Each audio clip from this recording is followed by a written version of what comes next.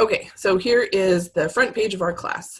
If you click on TinkerCAD.com, it will take you to TinkerCAD.com. And if you go take a look right up here to sign in, you can sign in with Google. So this is your usual Beaverton School District account. So that 6-digit number at bsd48.org, your usual password, will get you into TinkerCAD. Okay? All right. Now, if you've done Explore or 3D Design, maybe you've seen TinkerCAD before, in which case you already have an account. Nothing wrong with that. But something you may not have used yet is the circuits interface. So that's over here on the left. And click on circuits. And I'm going to show you how to create a new circuit and how to find some of the lessons. So first, I'll show you where the lessons are. So if you go up to Learn, and you tell it that you don't want to do 3D, you would like to do circuits,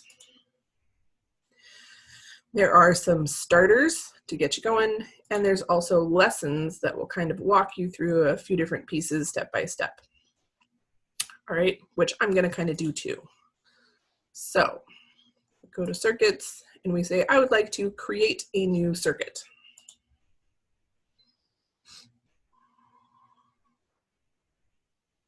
So that is going to take us here where we can see a bunch of different parts. They're kind of broken down into sections. They have some pre-made assemblies, they have some Arduino specific stuff, and they have basics. So I'm going to show you a basic one first, and then show you what it looks like with an Arduino so that you can see both of those options. Okay, so one thing we might need is a power supply. So I'm going to use this 9-volt battery.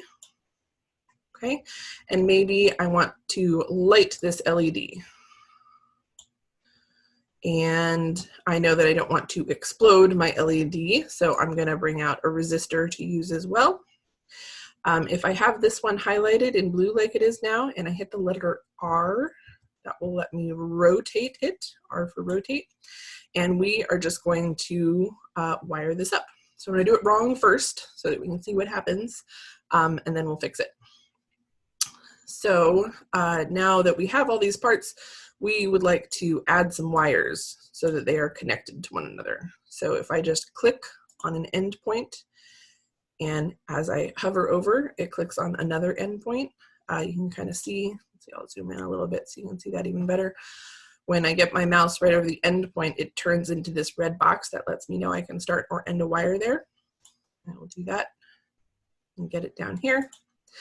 Okay, and this last one, I can absolutely just go straight, but maybe it's kind of hard for me to tell for sure. It looks like they overlap right here. So I can give myself a little more room by clicking out here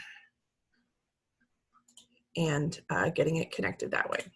Okay, so now I have what looks like a complete circuit, right? It goes from the negative through this resistor, through my LED, and back to the positive. So we're going to hit Start Simulation. And nothing seems to have changed. It says that I am running a simulation, but I don't really see any difference. So maybe you have already noticed what is wrong with this circuit.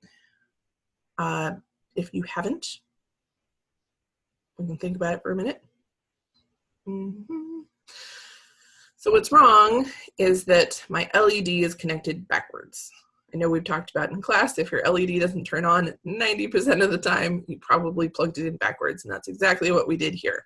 So this is the long leg, the anode leg. It should be going over to power, and it's going to ground. So I'm going to stop my simulation, and I'm going to delete all of these wires and get it hooked up correctly.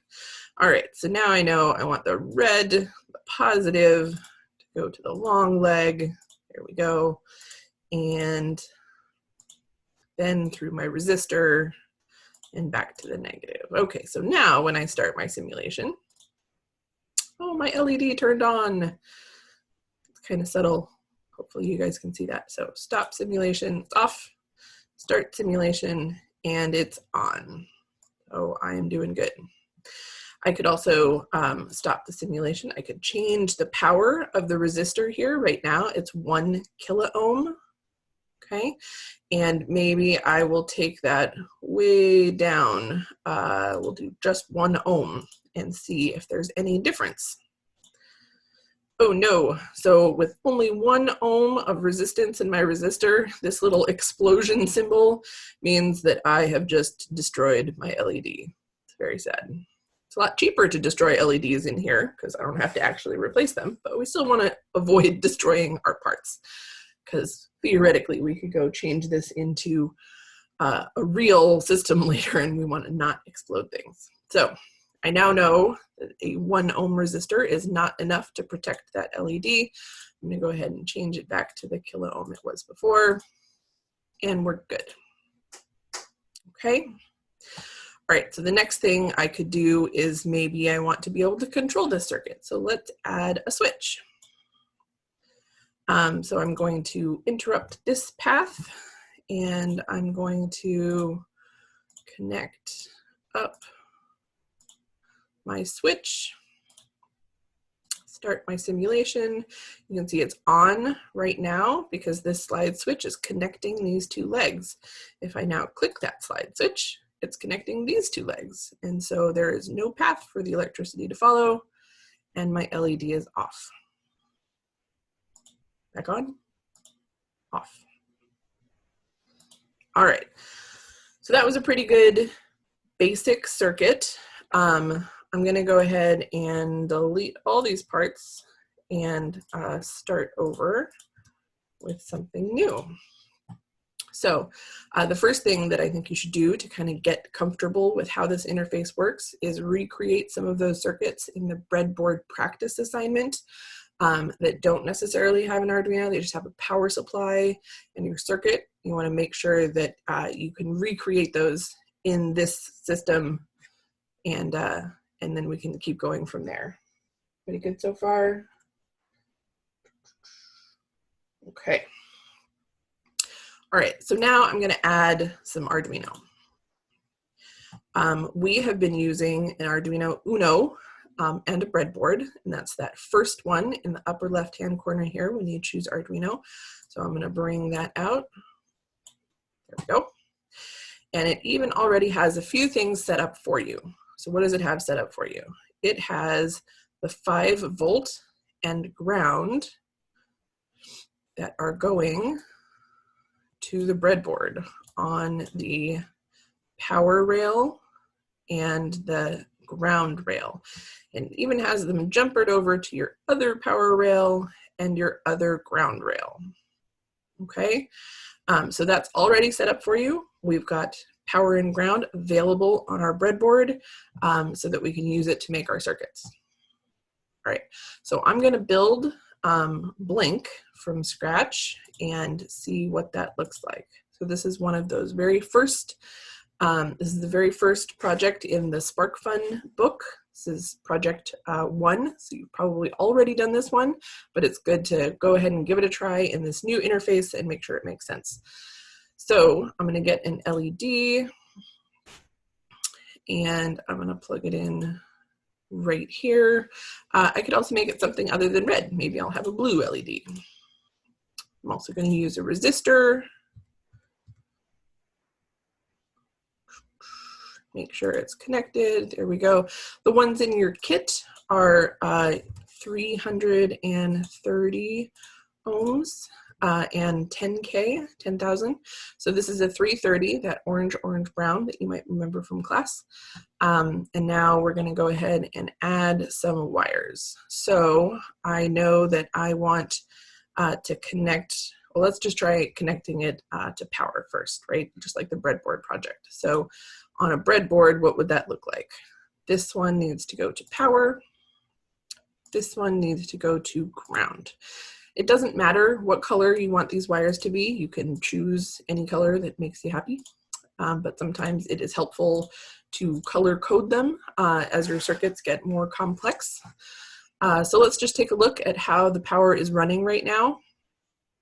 The power is coming from our Arduino board and into, oh goodness, into the power rail and the ground rail on both of these. So I have power going through the 330 ohm resistor, through the LED, and back to ground.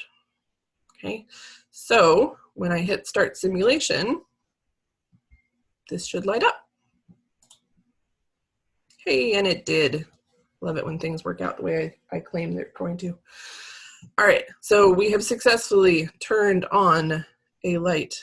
Hooray. All right, so I'm gonna stop that simulation. This is where I want you guys to start, okay? Getting some of those breadboard projects working on a breadboard and a virtual Arduino. As soon as you've done that, we can go take a look. I'm gonna open up a pre-made assembly for us here, so you don't have to watch me build the whole thing from scratch, though I will for you on another day, I promise.